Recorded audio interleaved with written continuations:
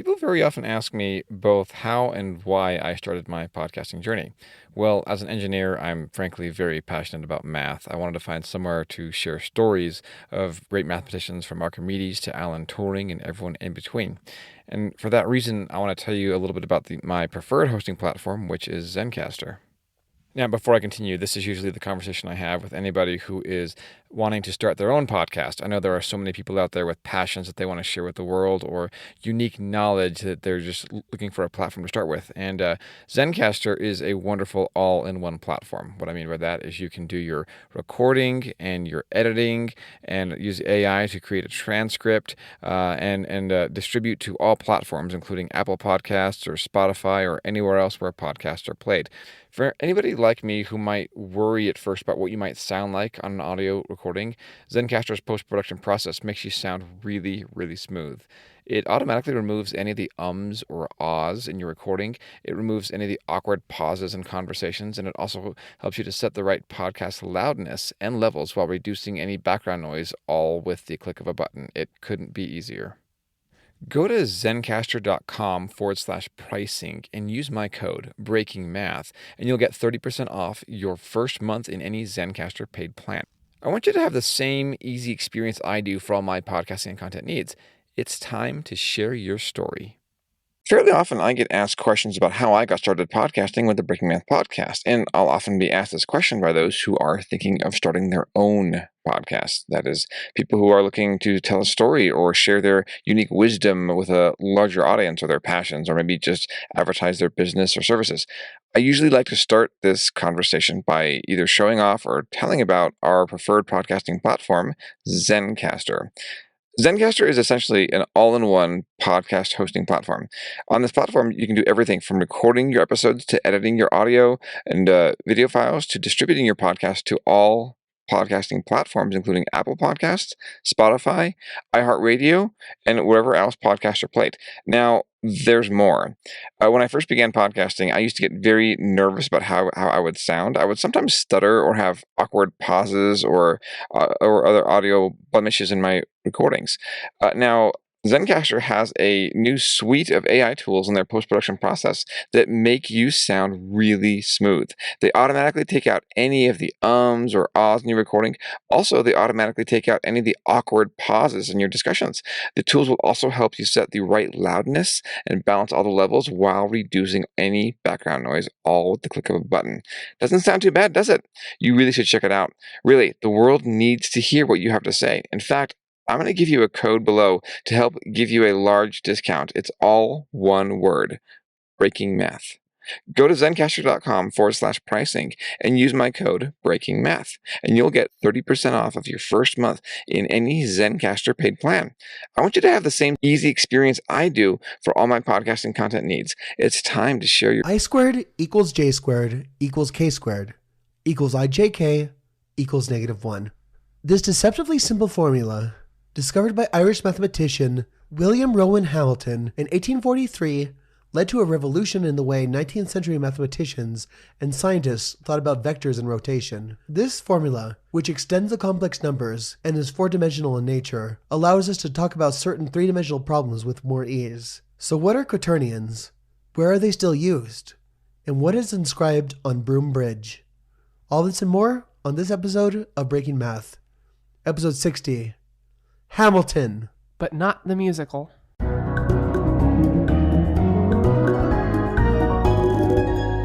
I'm Sophia. And I'm Meryl. And you're listening to Breaking Math. Posters, where can you get them? Facebook.com/Breaking Math Podcast. They're 24 by 36 inches. Matte poster. They're well detailed. They are about tensors, which are used a lot in general relativity and applications like that. So if you like Einstein, or if you have a friend who likes Einstein or just math, you could get those at Facebook.com/Breaking Math Podcast. If you want to support us every month, which we appreciate very, very much, we have a Patreon at patreon.com/Breaking Math. At our first tier, we deliver outlines. So if you pay $1 or more, you could get outlines and also shows without ads. So if you don't like ads and you like us, patreon.com/Breaking Math. The tensor posters are $15.15 plus $4 shipping and handling, coming out to a total of $19.65. If you want updates about the show, you can follow us on Twitter at Breaking Math Pod. You can see our website, breakingmathpodcast.app, that's breakingmathpodcast.app, or find updates about the show on our Facebook at facebook.com/breakingmathpodcast. And if you have ideas, comments, questions, or even corrections, email us at breakingmathpodcast@gmail.com. So, Meryl, what are quaternions? So quaternions are, if you're familiar with the complex numbers, where you just have a square root of -1 called I, then you can have any two real numbers a and b, and you get a plus bi. But what we're doing here is that this is more of a four-dimensional extension of complex numbers. So instead of just one square root of -1 that we call I, we have three square roots of -1, I, j, and k, that all interact with each other. And they also kind of represent directions in 3D space, right? These square roots. Yeah, and so if you're working with vectors, then a lot of the time in 3 dimensions, you'll see that the unit vectors in each of our directions we call x, y, and z are represented as the unit vectors I, j, and k. And also quaternions, you might think I, j, and k, there's only 3. Another part of the quaternions is the number that you add to them. So it's a real number plus a real number times I plus a real number times j plus a real number times k. So these are used in computer graphics sometimes, but we're going to talk about complex numbers to start with. Then we're going to talk about the basic formula and how we can derive quaternion arithmetic from it. We're going to talk a little bit more about quaternion arithmetic. Then we're going to talk about some cool applications of quaternions, like 3D applications.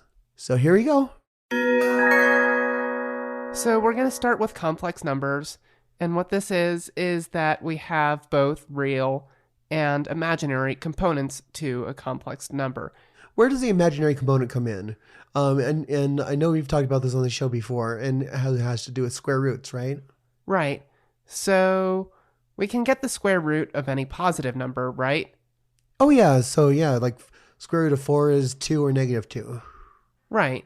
Or, so we'd say the square root is 2, but -2 times -2 is also 4. Yeah. So what if we want to find the square root of a negative number, though? What if we want to find a number such that that number times itself is also negative? And obviously we can't do that with the numbers that we use for things like prices and weights of cars, right? Right. And so this is where I comes in. And so I is just something that we kind of constructed, where we say I times I is -1, or I squared is -1.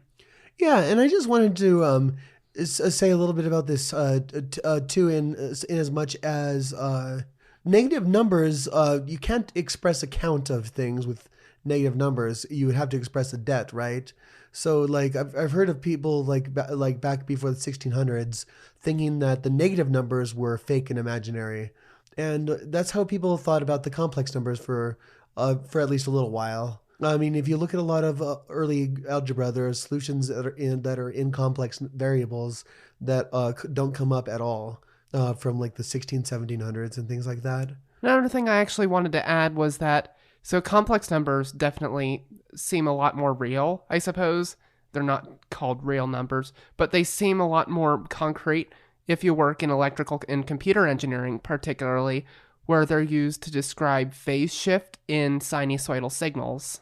And the way that you can think about this is the light in your house, if you have like an incandescent light bulb, or actually any kind of light bulb, the electricity goes from positive 120, if you're in the United States, to negative 120 volts 60 times a second. So to describe this, it turns out that we can use E and I. We'll talk about this on some other show. I think we actually have an episode about it quite a while ago.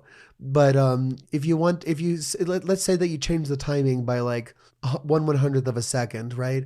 That's a phase shift, and all this stuff is made really easy with complex numbers. Right. It's because you're just choosing a different number on the complex unit circle, and that represents your phase by that angle. Yeah, and by the same degree, someone could even say that the positive real numbers don't even seem like a legitimate number system because you can't really conceive of things that can't be written as fractions.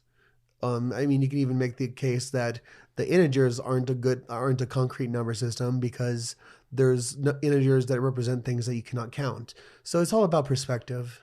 After all, the cult of Pythagoras did murder people for trying to say the square root of 2 was irrational. All right, so you talked about the unit circle, right? The complex unit circle. Can you talk about how numbers on that unit circle represent rotations?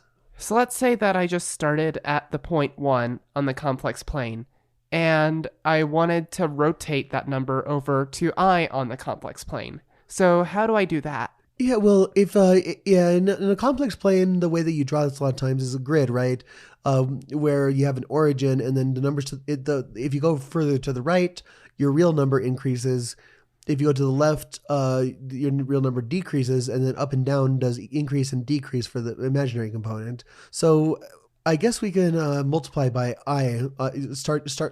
Take I and multiply the number by it, right? I times that number. Right, and so multiplication with complex numbers does two things. So you get scaling based on how big, how far from the origin your complex number is, but you also get a rotation based on the angle that your complex number is at. So let's talk about the size, the magnitude of a complex number, right? So let's say we have a complex number 3 plus 4i. How can we determine the size of that number, the length? Well, we can use the Pythagorean theorem. So we have that 3 squared for the real part plus 4 squared for the imaginary part equals something squared. In this case, it would be 25 for whatever the overall size squared is. So take the square root of that, and we get 3 squared plus 4 squared equals 5 squared. So we have that this complex number has a magnitude of 5. And now let's talk about the angle, right? So this complex number, if you draw it on this plane and you rotate the line that goes straight out to the right from the origin, right? And you rotate it up to the complex number, it's going to make a certain angle, and that's what we're talking about, right? Yeah. And so if we want to find the angle then of this complex number, 3 plus 4i, so we take the arctangent function, and so that would be the arctangent of 4, our vertical component, over 3, our horizontal component, and we would get a value that comes out to approximately 53 degrees. Yeah, and so when you're multiplying by a complex number, first you rotate it by how much that number is around in the complex plane, right? And then you resize it by how long it is. So if it's shorter than 1, you make it smaller. If it's longer than 1, you make it longer. Exactly. So let's keep going with our example where we rotated 1 by I, getting I, right? So what happens if we rotate it by I again? So we have I times I, and we get -1, right? Yeah. And so what multiplying by I in this case does is that we're rotating, because let's think about what the angle of I is, right? So it's all vertical component, no horizontal. Because we're defining imaginary numbers as vertical and real numbers as horizontal, just to recap. Yeah, what we're doing is that we're rotating our angle by 90 degrees, but also we're not scaling at all because I has a magnitude of 1. And so let's think about what happens if we multiply by I again. So we're keeping our magnitude, but we're rotating by 90 degrees again. So in total, we've rotated 180 degrees. Yeah. So what we see then is that our magnitude multiplies and our rotations add up. Yeah, because then we get -I, right? And then we multiply by I again, and we get 1, which is where we started off at. So back to Quaternions. So we know that I squared equals J squared equals K squared equals IJK equals -1. But what does it mean? What it means is that all of these squared are -1. But I think it's good to pay attention to the IJK equals -1 aspect, because what that implies when you do a little algebra is that these are non-commutative. But let's back up a little bit and talk about what that means. So what happened with the Broom Bridge, Meryl? William Rowan Hamilton, the man who discovered quaternions, was working with ways to extend complex numbers to 3 dimensions. And what he found was that he wasn't able to, as his son described it, multiply triples, which would be doing multiplication and division with a with a three-dimensional complex number system. But what he was able to find, though, was that he could easily do this with quadruples, or as he called them, quaternions, and he came across this realization when he was walking across what is now known as Broom Bridge in Dublin, Ireland. Yeah, and he scratched with it like a nail or something. I squared equals j squared equals k squared equals ijk equals -1, which is one of those great little math stories. Yeah, and now we have a plaque there too. So ij and k, like we talked about, can both be conceived as vectors in 3 dimensions and as square roots of -1, which is just kind of like mind-boggling. But what do I mean when I say that something is non-commutative? So, Meryl, what is commutativity? So commutativity is, let's say that we have two things A and B, and we're trying, in this case, to multiply them. Then we could say that A times B is the same thing as B times A. So that works with like normal numbers, right? Like 2 times 3 is equal to 3 times 2, which is 6. Yeah, and it even works with the complex numbers too. Yeah, so like 1 plus I times 1 minus I is, 2. But yeah, so no matter which way you have that. But with quaternions, I times j is not the same thing as j times I. And so one of the reasons why this is you can think about it in terms of rotation, right? So in a 2D plane, if I rotate something to the left, I can rotate it to the right and get back exactly where I started, right? Exactly. Makes sense. But if I have a globe, right? And and let's say I rotate it let's say I have it so that Madagascar is facing me. And let's say I rotate it forward so that Antarctica is facing me. And then I rotate it to the right so that somewhere in Indonesia is facing me. I'll be in Indonesia. But if I start when I was in Madagascar, rotating to the right, which is like Indonesia, and then rotating up, I end up at the South Pole. So you could see that this and you could try this with a basketball or a marble. Rotate it one way and then another, and then do it the opposite way, and you'll end up in different places.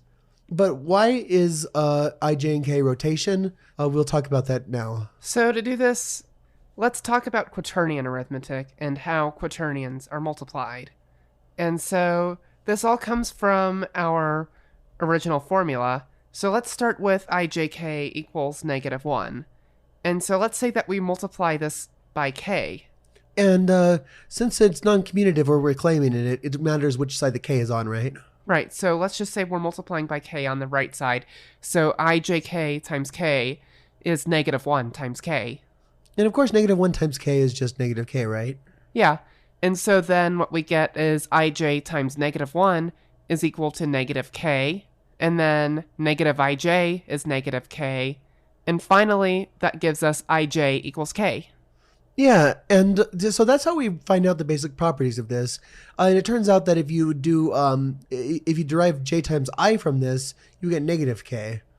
And so remember earlier when we were doing, you go from, you'd see if you start at I and you rotate, you go to -1 to I to 1 to I, and then back to -1 or whatever 4 you have. Well, we could do this with j. So let's say we start at I. We multiply it by j, and we get k, right? Mm-hmm. And then we left multiply. Left multiply means put the number that we're multiplying by on the left. So we left multiply by I again, and we get j. I times k is -j. I times -j is -k. And I times -k is j. So we go from k to -j to -k to j. So we're just doing 4 90-degree rotations, just in a different direction.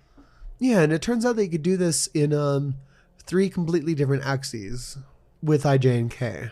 That is essential to what we mean by they're non-commutative. So and if we want to rotate in the opposite direction, right? Because we're talking about a four-dimensional rotation right now, right? Yeah. If we want to rotate in the opposite direction by the same amount, all we have to do is negate ij and k, right? Sounds about right. But so what do we mean? So what do we mean by saying that it's four-dimensional, right? This concept with one ij and k. Right. So let's not forget that when we're looking at these quaternions, so ij and k are square roots of -1. So you could have a plane with one, a real component, and ij or k our complex component, but at the end of the day, we still have these 3 dimensions and a real component. Yeah. So since we use 4 numbers to represent it, it is 4-dimensional, especially since those are all independent dimensions. Hey, Breaking Math fans. First, I want to thank you for listening. I have an important message for everyone. You can start your own podcast right now with Anchor. Anchor lets you create and distribute your own podcast. Just get an idea, record, and upload. It's just that easy. Anyone can do it. I'm on my way to accomplishing my dream, and you can too. Just get on your device's app store and download Anchor. It contains everything you need to make a podcast. With Anchor, you can put your podcast on all the big platforms: Apple Podcast, Spotify, Google Podcast, Amazon, and more. Reach the whole world with Anchor. Best of all, Anchor is free. You have nothing to lose with a free platform. Download the Anchor app or go to anchor.fm to get started. So now we're going to talk about how we use quaternions for 3D rotations. The basic form that we use is something that is called a similarity transformation. And Meryl, do you want to talk about what a similarity transformation is? So we have a way in terms of matrices, and that is we have m prime equals a times m times a inverse, where a is a linear transformation. And what does it mean to be the inverse of a linear transformation? It essentially means you reverse it, right? Yeah, in this case. And let's not forget that matrices are not commutative. So if you have a times m times a inverse, that is not the same thing as doing nothing to m. Yeah, because even though a times a inverse is equal to a inverse times a, which is equal to the identity matrix, which is a matrix of just diagonals, ones, and everything else 0, that keeps everything the same. That does not mean that like Meryl said, that a times the matrix times the inverse of a is equal to the opposite order, even if the two breads of the sandwich are inverses of one another. You can almost think of this as since matrices do like either like a skew or a stretch, you can think of it as as skewing something, like for example, like rotating it and stretching it up, and then moving the object a little bit and then stretching it back. That's kind of what a similarity transformation is. And what it does is it preserves the lengths and relative angles. Yeah, and so we can use quaternions in a similar way. Let's say that we have a point P in 3D space, and we have a quaternion Q. So now we're going to talk about how we can use quaternions in a way that works like similarity transformations. So let's say that we have some point P in 3D space, and we have a unit quaternion. So what is a unit quaternion? So a unit quaternion is a quaternion that's on the unit quaternion sphere. And what that means is that, so let's say that we have A plus BI plus CJ plus DK, and that's our quaternion. Yeah, so A, B, C, and D define our quaternion. Yeah, then we have that A squared plus B squared plus C squared plus D squared equals 1. And that means it's on that 4-dimensional unit sphere. And that's a 4-dimensional length, right? Yeah. Yeah, because 2 dimensions, you have a squared plus b squared, take the square root of that. 3 squared, you have the square root of a squared plus b squared plus c squared. And actually, for any number of dimensions, you keep doing that. The reason why we've talked about on another podcast, but to do it quickly, you can basically imagine drawing, like if we're in 3 dimensions, you can imagine on the XY plane drawing a right triangle to the point, and then drawing another right triangle that goes up from that. It's a little bit of algebra, but you can see it quite clearly. All right, so now that we know what unit quaternions are, how do we use them for rotation? We mentioned before the similarity transformation.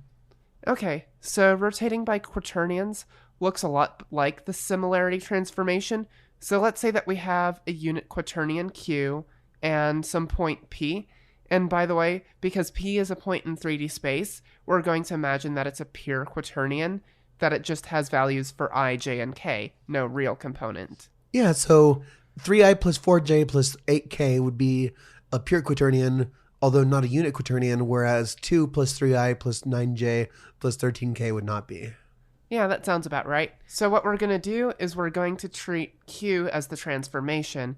And so if we have Q times P times Q inverse. So to do the inverse of a quaternion, all you have to do is take the negative, all you have to do is negate, turn negative. That means the B, C, D in components. If you so we have a quaternion A plus B times I plus C times J plus D times K. You just change that to A minus BI minus CJ minus DK.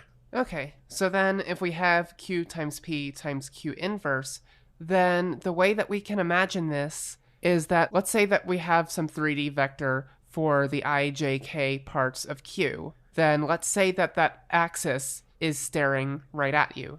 Then what we can do is that we can take the point P in relation to that axis and we can rotate it around.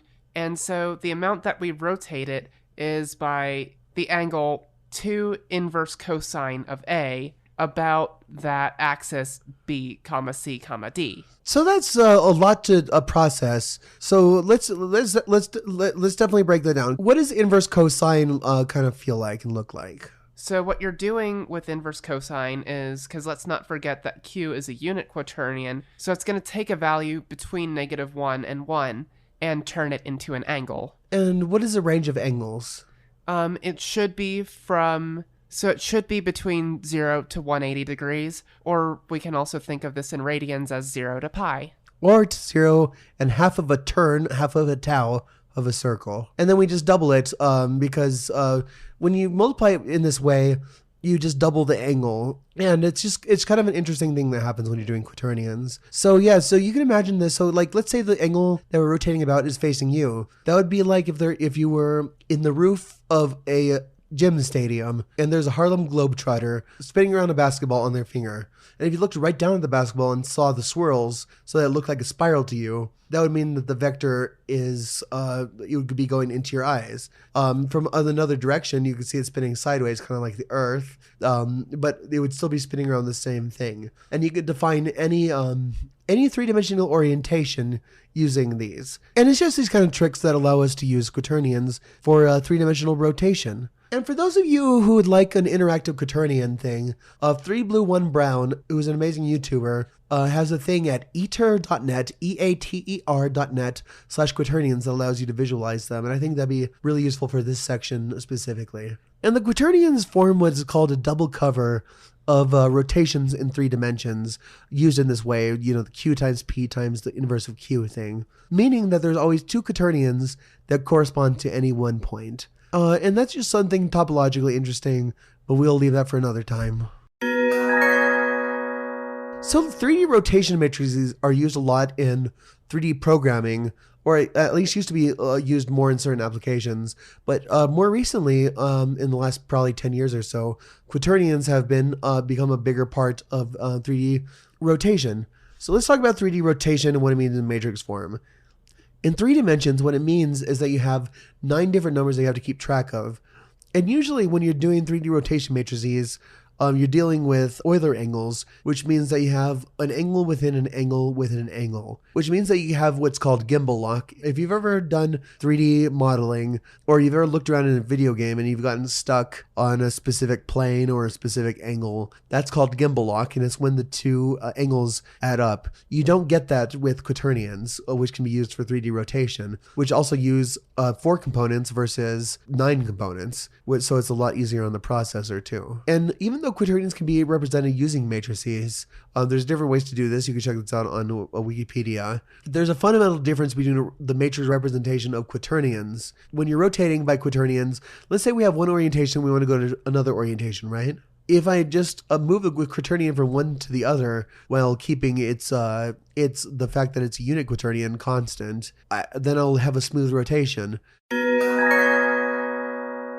So another cool thing about quaternions is that they are the first non-commutative division algebra ever discovered. So what is a division algebra? So quite simply put, it's an algebra over which division is possible. So asking what a division algebra is also asks what is an algebra. So an algebra is basically a field that has the idea of multiplication. And it's defined in this way. So if I take x and y and multiply them together, right, we get some number x, y. Let's call that z. Okay. So let's do x times like a where a is a constant, a times y. We would get a times z, right? Right. And ax times y would also equal a times z. And in the same way, if you do x plus a times y, you get x times y plus x times a. So z plus x times a. And so basically, and you keep doing this. So it's basically an algebra where multiplication exists. So division algebra is one where division always also exists. So let's talk about what a field is.